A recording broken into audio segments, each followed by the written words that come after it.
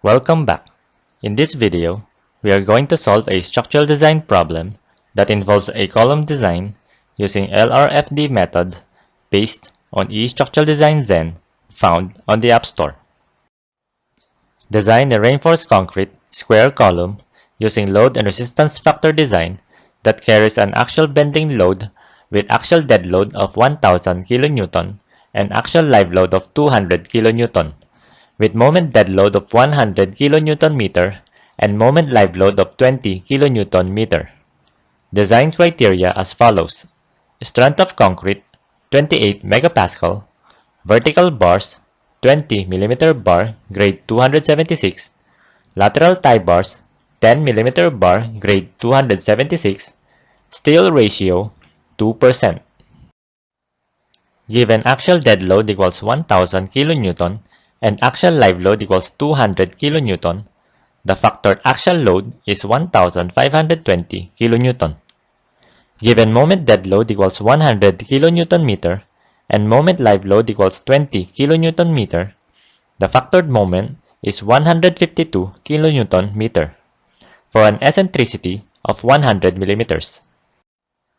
Enumerate input parameters required. Column name C5, floor designation, footing to second, shape and ties, square, tied, steel covering 60 mm, unsupported height 3000 mm, vertical bars 20 mm bar at grade 276, steel ratio 2%, lateral tie bars 10 mm bar at grade 276, strength of concrete 28 MPa, factored axial load 1520 kN, factored moment 152 kN, and eccentricity 100 mm. Given steel ratio equals 2% and assume column side equals 385 mm, the area of steel is 2964.5 square millimeters, and the number of vertical bars for 20 mm bar is 12 at 4 bars per face. The spacing between bars is 88.33 mm and clear spacing between bars is 68.33 mm. To get the nominal load and moment at E equals 100 mm, let neutral axis C equals 261.7 mm and height of stress block A equals 222.45 mm. Given side of column equals 385 mm and steel covering equals 60 mm, follow the given computations to get the distances of each bar layer from the edge of column and force type relative to neutral axis. D sub 1 equals 60 mm less than neutral axis compression. D sub 2 equals 148.33 mm less than neutral axis compression. D sub 3 equals 236.67 mm less than neutral axis compression. D sub 4 equals 325 mm greater than neutral axis tension.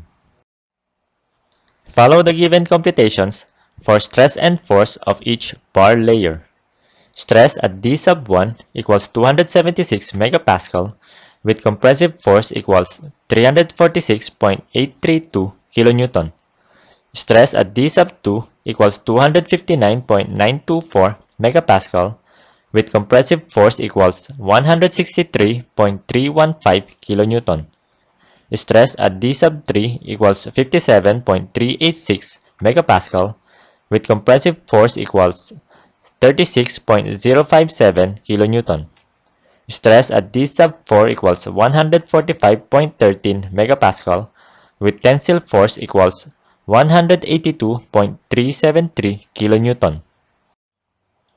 Given FC prime equals 28 MPa, height of stress block equals 222.45 mm and column side equals 385 mm, the force of compression block is 2038.309 kN.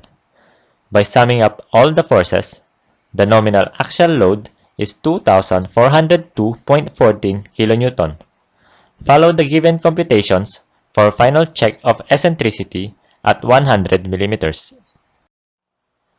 Given nominal axial load equals 2402.14 kN and E equals 100 millimeters, the nominal moment is 240.214 kN meter. Check for adequacy.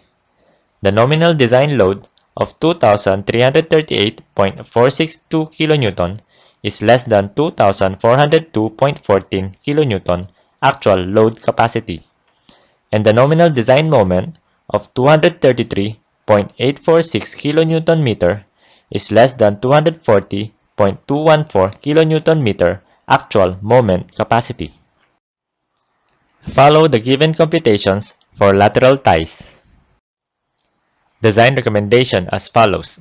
Fc prime equals 28 megapascal, Fy equals 276 megapascal, column size is 385 mm by 385 mm by 3000 mm, vertical bars of grade 276, 12 pieces 20 mm bar, lateral ties of grade 276, 10 mm bar, 3 sets spacing, 5 at 100 mm, 4 at 150 mm, rest at 250 mm.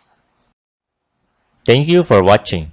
If you learned something from this video, please like, share, and subscribe to this channel.